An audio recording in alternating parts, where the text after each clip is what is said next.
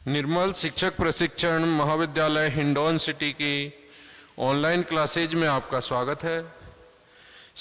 शारीरिक शिक्षा एवं योग विषय के अंतर्गत हम योग का एक चरण जिसको नाम दिया है आसन के बारे में अध्ययन करेंगे। कुछ आसनों को हम बताएंगे। वैसे तो आसनों का एक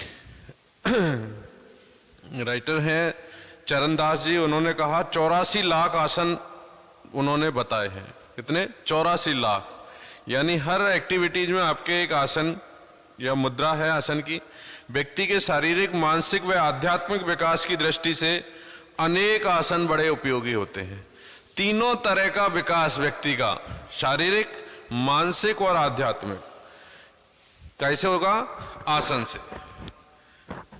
क्योंकि आसन रोगों को दूर रखते हैं, स्टेमिना बढ़ाते हैं, रोग प्रतिरोधी क्षमता बढ़ाते हैं। साथ में ही आसन ऐसी मुद्रा जो है, पद्मासन जैसे आसन है जिनमें आप ध्यान की मुद्रा भी करते हैं, जो ईश्वरीय यानी आध्यात्मिक रूप से आपको परिपक्व करती है।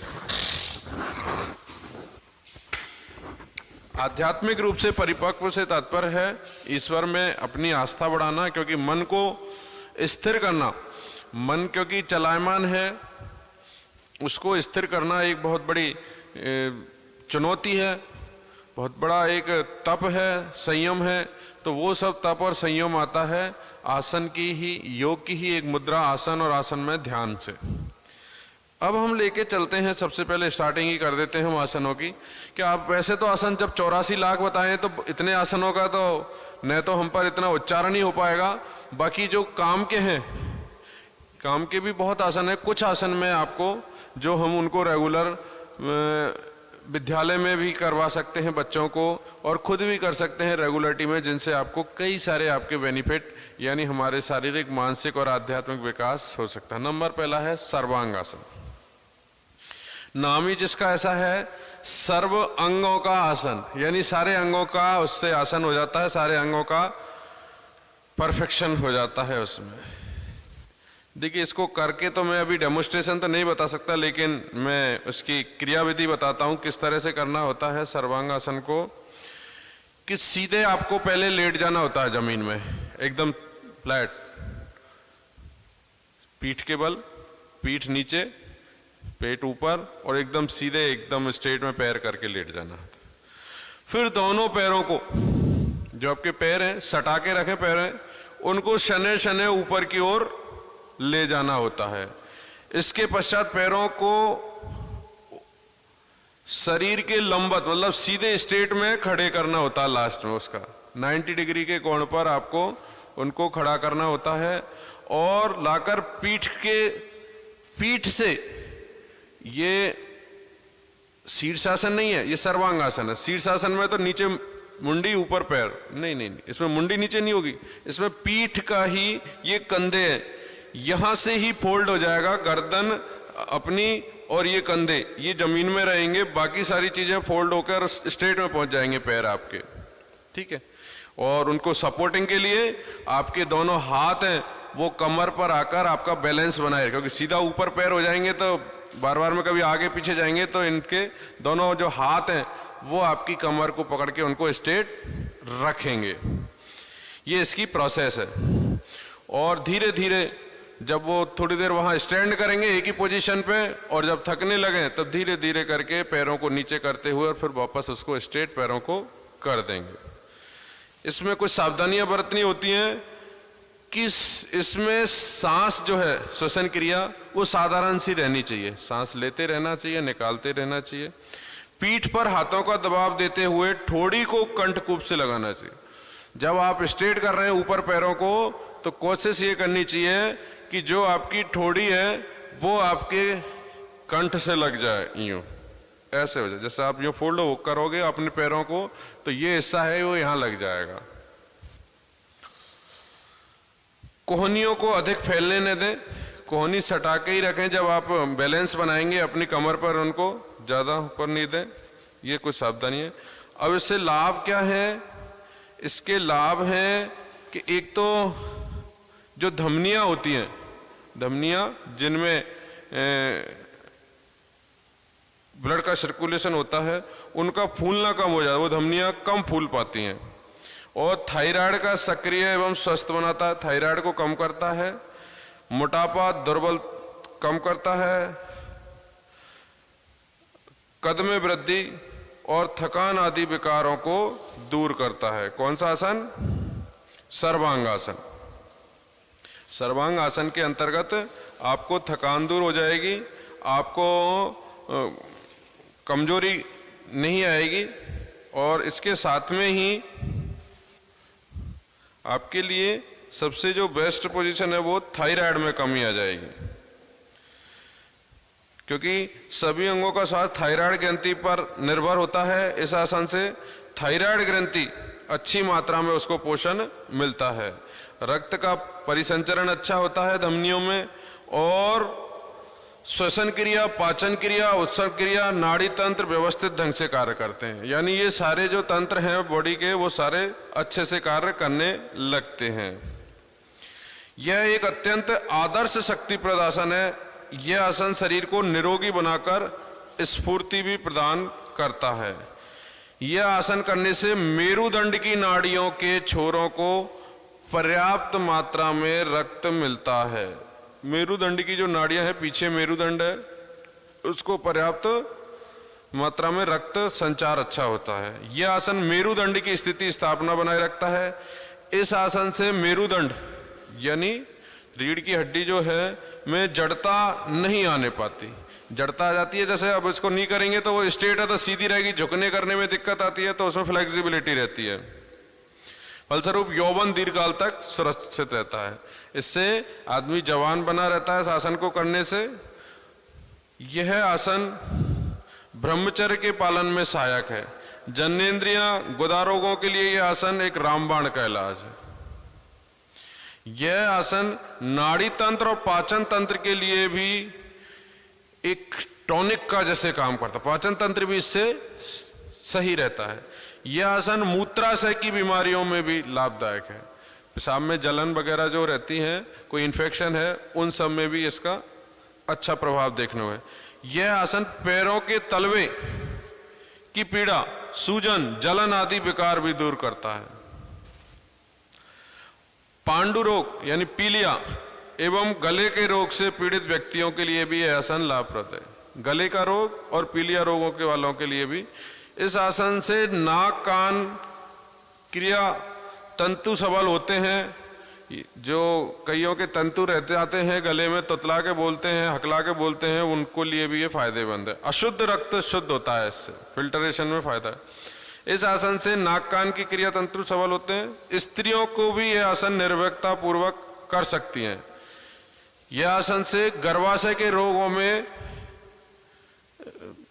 रोगों को दूर किया जा सकता है। इस आसन से कुंडली जागृत हो जाती है और पाचक रसों को प्रज्वलित करता है। जो बॉडी को पचाते हैं, जठराग्नि है, उसको तेज करता है। इस आसन को करने से अपच, अजीर्ण और आंतों की दीर्घकालीन बीमारियां दूर हो जाती हैं। यानी पाचन संबंधी बीमारियों के लिए भी रामबाण है सर्वांगासन। समय अभाव की स्थिति में सर्वांग आसन, मत्स्यासन, शीर्षासन, पश्चिमोत्तासन करने से भी शरीर में सुरक्षित रखा जा सकता है। यानी और भी इसके सभी जो सब्स्टिट्यूट हैं उनमें है मत्स्यासन, शीर्षासन, पश्चिमोत्तासन। इनको करने से भी आप इतनी ही एनर्जी ले सकते हैं।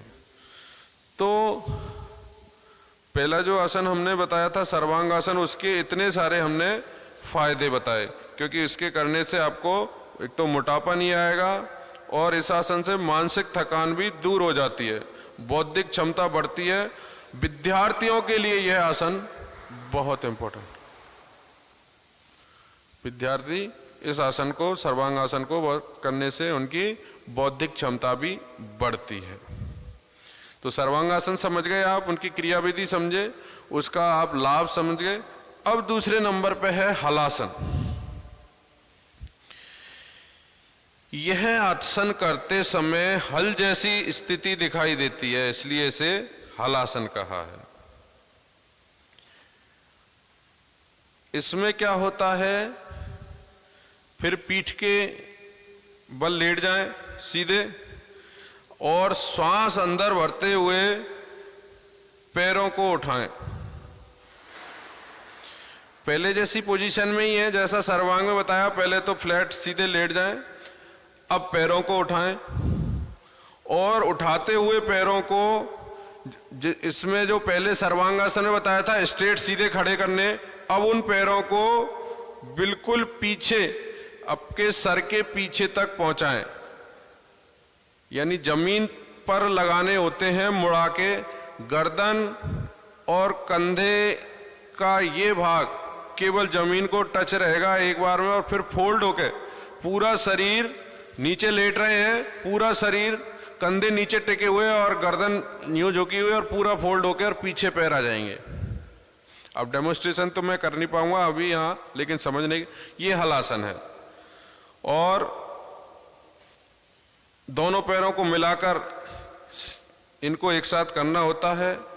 जब आप बिल्कुल सर्वांगासन करके और जस्ट उसके पीछे आप उसको ले जा सकते हैं, क्योंकि इसको धीरे धीरे एक साथ पीछे मोड़ने में दिक्कत आती है, तो धीरे धीरे इसको करना चाहिए। इसमें भी कुछ सावधानियां हैं, झटके से पैरों को पीछे नहीं ले जाएं, धीरे धीरे करके जितना आपकी, क्योंकि इसमें फोल्ड होगा तो पूरी रीढ़ की हड्डी भी फोल्ड होगी। किसी चीज को इतना मुड़ाओगे, झटके से मुड़ाओगे तो ब्रेक आ जाएगा, कोई और टूट जाएगी। धीरे धीरे, क्योंकि हर चीज फ्लेक्सिबल है, धीरे धीरे करके उसको उसके मूवमेंट में लाना होता है। अधिक बड़ी हुई तिल्ली व यकृत में यह आसन वर्जित है। अगर आपका यकृत बड़ा हुआ है, तिल्ली बड़ी हुई है, तो इस आसन को मत करना। स्लिप डिस्क, यानी रीढ़ की हड्डी के नीचे जो उस पर खड़ी होती है वो स्लिप डिस्क है, उसमें प्रॉब्लम है, मेरुदंड, टीबी आदि विकार होने पर इस आसन को नहीं करें। अब इसके लाभ क्या हैं? तो इस आसन से मेरुदंड की नाड़ियां, पीठ के स्नायु तंत्र, मेरुदंड के मनकों के दोनों गुजरने वाली मज्जा तंत्र को पोषण मिलता है। यानी पूरे आपके जो पीठ का जितने भी तंतु हैं वो सारे तंतुओं में पोषण मिलता है उनको, क्योंकि पूरी पीठ का आपका मेरुदंड, स्नायु तंत्र, वो सारी चीजों में आपकी एक्सरसाइज हो जाती है। इस आसन से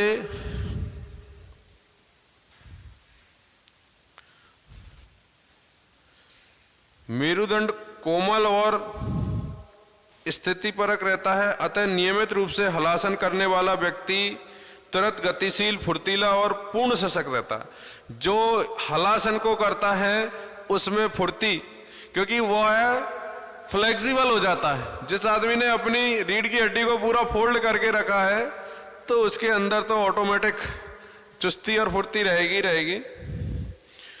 विविध स्नायु और कटिशूल, मोच, ज्ञान तंतु की सूजन आदि इस आसन से मिट जाते हैं।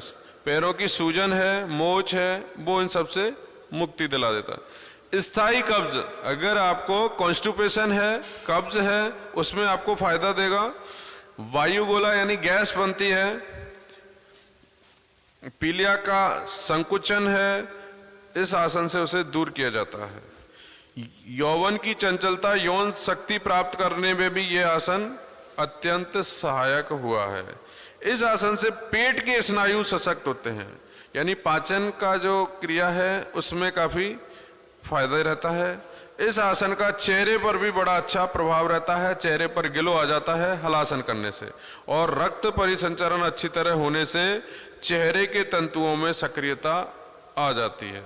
इसके फलस्वरूप चेहरे पर यौवन की चमक आ जाती है, यानी ग्लो आ।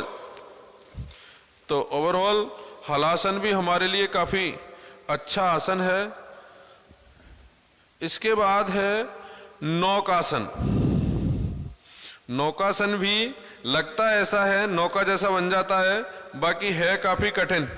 मैंने इसका अभ्यास कई बार किया है, लेकिन पूरा पेट कांपने लगता है इस आसन को करने के बाद। कौन से को? नौकासन को।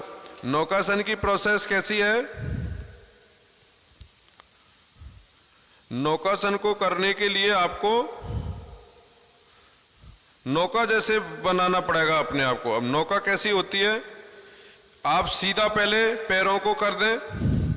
सीधा पैर करने के बाद आपके लिए क्या करना है, जैसे पहले 2 आसनों में मैंने बताई थी वही पोजीशन है, बिल्कुल पैरों को फ्लैट कर दें। इसके बाद पैरों को 45 डिग्री पर उठाएं, 90 पे नहीं, कमर से 45, और इतना ही आप कमर के ऊपर के हिस्से को उठाएं। केवल जमीन में टिका रहेगा ये कमर का पोजीशन। कमर का नीचे का पैर उठ रहा है, पीछे का और ऊपर का धड़ उठ रहा है, इतना ही 45 डिग्री पर।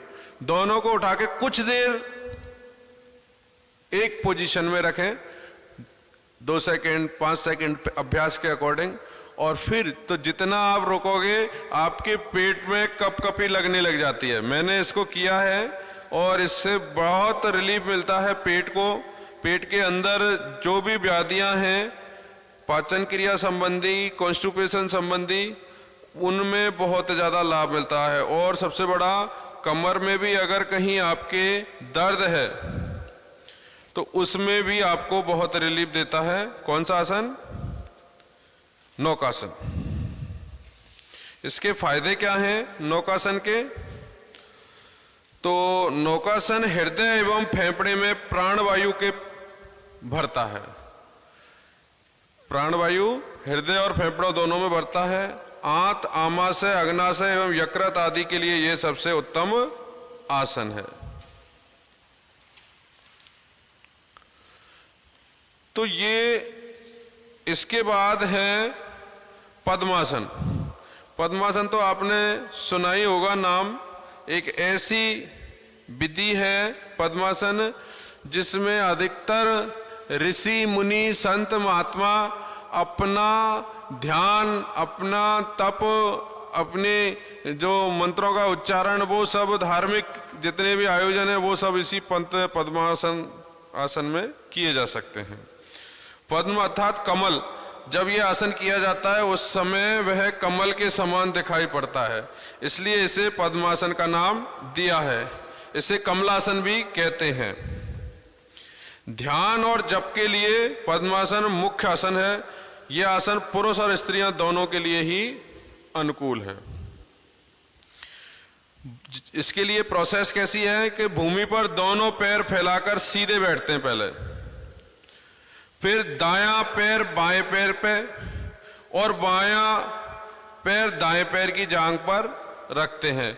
कुछ साधक पहले दाईं जांघ पर बाएं पैर और फिर बाईं जांघ पर दाईं पैर रखने में सरलता लगती। कोई भी पहले किधर भी रख लो, बायां पैर दाईं जांघ पे या दायां पैर बाईं जांघ पे, और पैर घुटने पर रखते हैं और मेरुदंड और मस्तक सीधी रेखा में रखते हैं, फिर एकदम स्ट्रेट करके सीधे बैठ जाते हैं। थोड़े ही दिन में यह आसन सरलता से आप कर लेंगे। प्रारंभ में यह आसन 1 या 2 मिनट तक करना चाहिए, लेकिन धीरे धीरे इसका समय बढ़ा देना चाहिए। लाभ इसके हैं, जप, प्राणायाम, धारणा, ध्यान एवं समाधि के लिए इस आसन का उपयोग किया जाता है। इस आसन से अंतःस्रावी ग्रंथियां कार्यक्षम बनती हैं। यह आसन दमा,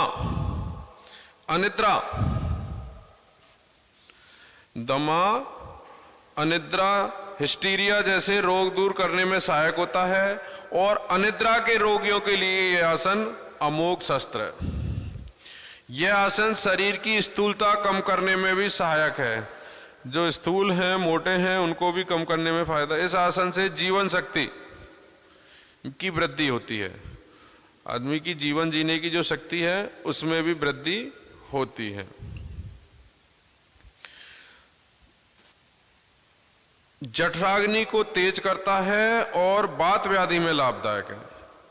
यानी वात से तात्पर्य गैस संबंधी रोगों को दूर करता है। इसमें कुछ सावधानियां बरतने की बात है, तो वो है जबरदस्ती न करें। यदि एक पैर विपरीत जांघ पर रखने के बाद भी दूसरा पैर दूसरी जांघ पर पूरी तरह नहीं जाता है तो पाम जबरदस्ती रखने का प्रयास, क्योंकि मोटे जो आदमी होते हैं उनके लिए काफी ये प्रॉब्लम होती है। यह ध्यानात्मक आसन है, अतः रीढ़ की हड्डी बिल्कुल कैसी रखनी चाहिए? सीधी। रीढ़ की हड्डी में किसी तरह का कोई नीचे ऐसा झुकना नहीं चाहिए। इसके बाद है योग मुद्रासन। योग मुद्रासन एक तरह से जैसे पद्मासन किया है, पद्मासन की पोजीशन में ही आपको अपने जो शरीर है कमर से ऊपर का, इसको जमीन से झुकाना। पद्मासन में बैठे हैं, आलकती पालकती मारने जैसी पोजीशन है थोड़ी थोड़ी, बाकी पैर दायां पैर बाईं जांघ पे, तो इससे क्या पैरों की पोजीशन थोड़ी सी ऐसी है। फिर उसके बाद आप फोल्ड करेंगे अपने कमर के यहाँ से और उसको जमीन पे लगाने की कोशिश करेंगे। किसको? चिन को, जो अपनी ठोड़ी है उसको जमीन पर लगाने की कोशिश। यह कौन सा आसन कहलाता है? योग मुद्रासन। इससे क्या है? पैंक्रियाज को क्रियाशील करके मधुमेह में नियंत्रित करता है। मधुमेह रोग नहीं होता है, उसमें फायदा पहुंचता है। और पेट के लिए भी यह उत्तम आसन है। जठराग्नि यानी भूख बढ़ाता है और गैस, अपच व कब्ज आदि को दूर करता है। ठीक है। इसके बाद है पश्चिमोत्तासन। पश्चिमोत्तासन, इस आसन को नहीं, धनुरासन, हाँ धनुरासन और रह गया एक।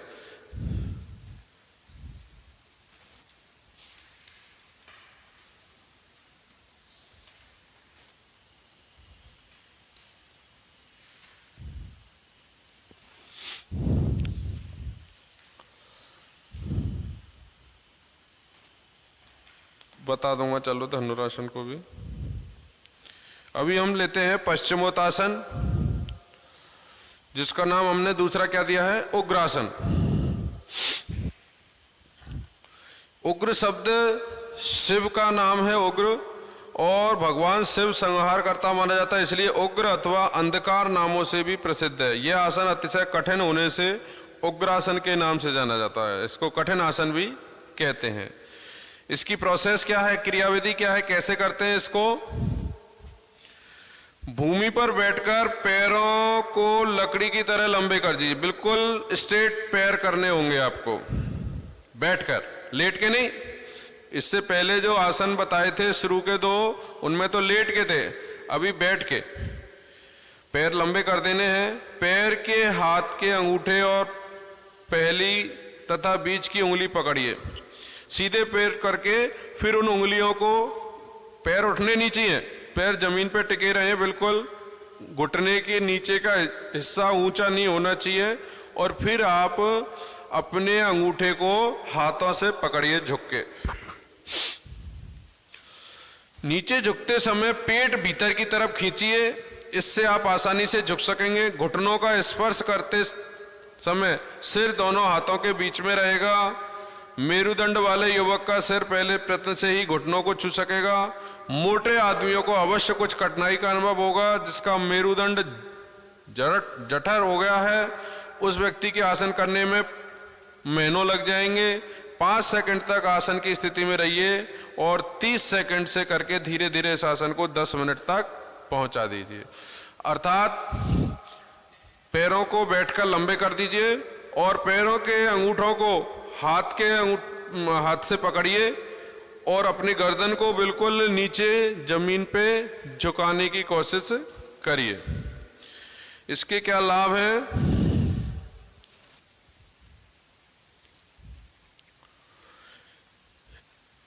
इससे यह बहुत अच्छा आसन है। श्वास और ब्रह्मनाड़ी जठराग्नि प्रदीप्त होती है। यह आसन के पेट पर जमी हुई अतिरिक्त चर्बी कम हो जाती है। मोटापा कम करने में इस आसन को महत्वपूर्ण योगदान है। इस आसन से मूत्राशय, जठर, पित्ताशय आदि पेट के अवयव क्रियाशील बनते हैं।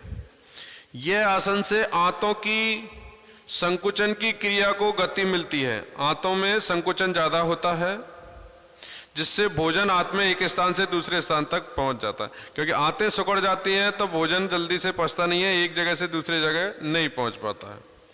यह आसन कब्ज, अजीर्ण, कलेजे में का दर्द, मंदाग्नि आदि को दूर करता है, यानी पेट से संबंधित जो भी बीमारियां हैं उनमें फायदा पहुंचाता है। कौन सा आसन है? पश्चिमोत्तासन। शरीर सुडौल और गठीला बनाता है, पैर के स्नायु सशक्त बनाता है। इस आसन से हिचकी का रोग मिट जाता है, बहुत सौ को हिचकी आती रहती है, उस रोग में भी इससे फायदा पहुंचता है। और कईयों के जैसे नाभि चल जाती है, नाभि हट जाती है जगह से, वो उसमें भी फायदा पहुंचता है। महिलाओं को मासिक धर्म जैसी प्रॉब्लम रहती हैं उनमें भी इससे फायदा पहुंचता है। गुर्दा रोग है, मूत्र विकार का जो रोग है उसमें भी फायदा पहुंचता है। मेरुदंड को लचीला बनाता है। नहीं,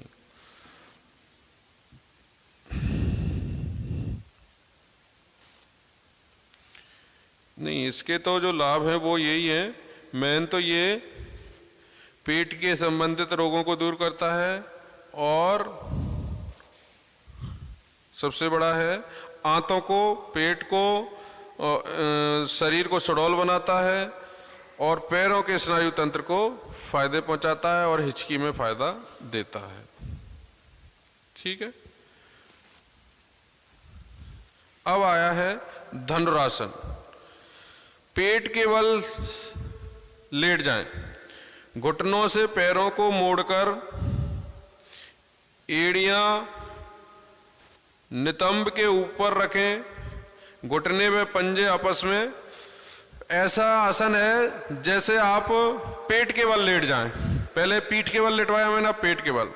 पैरों को ऊंचा करें पीछे से, उल्टे लेट के पैर ऊंचा नहीं करते अपन, तो आधे पैर ऊंचा करो, फिर हाथों से पैरों के अंगूठे पकड़ लो और आगे के शरीर को ऊपर उठाओ और पीछे के को ऊपर उठाओ, तो धनुष बन जाएगा आपका। दोनों हाथों से पैरों के टखनों के पास से पकड़ लो और श्वास अंदर भर के घुटनों एवं जंघाओं को उठाते हुए ऊपर की ओर दोनों आगे का हिस्सा भी तानो और पीछे के पैरों को भी उठाओ। ऊपरी भाग छाती, गर्दन, सिर के ऊपर उठाइए। नाभि एवं पेट के आसपास का भाग भूमि पर टिके रहे। केवल नाभि और पेट इतना सा हिस्सा जमीन पे रहे, बाकी सब ऊपर फोल्ड हो जाए पीछे होके। समझ गए आप? ये उल्टे होके केवल इतना यहां दिख रहा होगा आपको, पेट का हिस्सा ही जमीन पे रहेगा, बाकी यहां ये हिस्सा ऊपर आगे से उठ जाएगा और बाकी हिस्सा पीछे से उठ जाएगा, और पैरों को, अंगूठों को पकड़ लेंगे हाथों से। तो ये आसन कहलाएगा धनुरासन। इसकी स्थिति 10 से 30 सेकंड तक होती है और इसको 3-4 बार तक कर सकते हैं। तो जो मैंने अभी उसका बताया था पश्चिमोत्तासन का, वो उसमें नहीं है। जो अभी मैंने लाभ बताए हैं वो इसके लाभ थे। एक तो जैसे नाभि जिनकी चल जाती है वो इसमें धनुरासन में फायदे पहुंचाती है। स्त्रियों के मासिक धर्म संबंधी प्रॉब्लम है वो इससे फायदे पहुंचाती है, और गुर्दे के रोग, पथरी का रोग, इनमें भी फायदा पहुंचता है। मेरुदंड को लचीला बनाता है। सर्वाइकल जो पेन है रीढ़ की हड्डी का, उसमें फायदा, कमर दर्द, उदर रोगों में लाभदायक होता है। अर्थात कहने का तात्पर्य यह है कि हमारे लिए धनुरासन की भी काफी इंपॉर्टेंस है। इसके बाद है, देखिए कई तरह के आसन हैं जो घुटनों के बल लेटकर, बैठकर किए जा सकते हैं। इसके बाद है एक वृत्तासन। यह हलासन का ही एक प्रकार है। इसमें हम आसन को भांति ही, हलासन की भांति इसको करते हैं, और सर्वप्रथम पीठ के बल लेटकर हलासन कीजिए और फिर धीरे धीरे हाथ ऊपर उठाकर पैरों को, हलासन में तो क्या है, पैरों को फोल्ड करके जमीन से लगाते हैं, इसमें क्या है, हाथों से पैरों को पकड़ लेते हैं जितने वो फोल्ड हो गए, इतना सा अंतर है। इसको हम वृत्तासन कह देते हैं। इसके लाभ हैं, इससे यौन शक्ति बढ़ती है, ठीक है, नपुंसकता जैसी बीमारी में फायदेमंद है। इस आसन से कमर के आसपास का भेद कम हो जाता है, कंधों के जोड़ों का अच्छा व्यायाम मिल जाता है। इस आसन से सर्वांग आसन के लाभों में भी वृद्धि होती है। हलासन के सभी लाभ ये आसन करने से भी मिल जाते हैं। तो वृत्तासन और हलासन दोनों एक ही तरह के आसन हैं। धन्यवाद।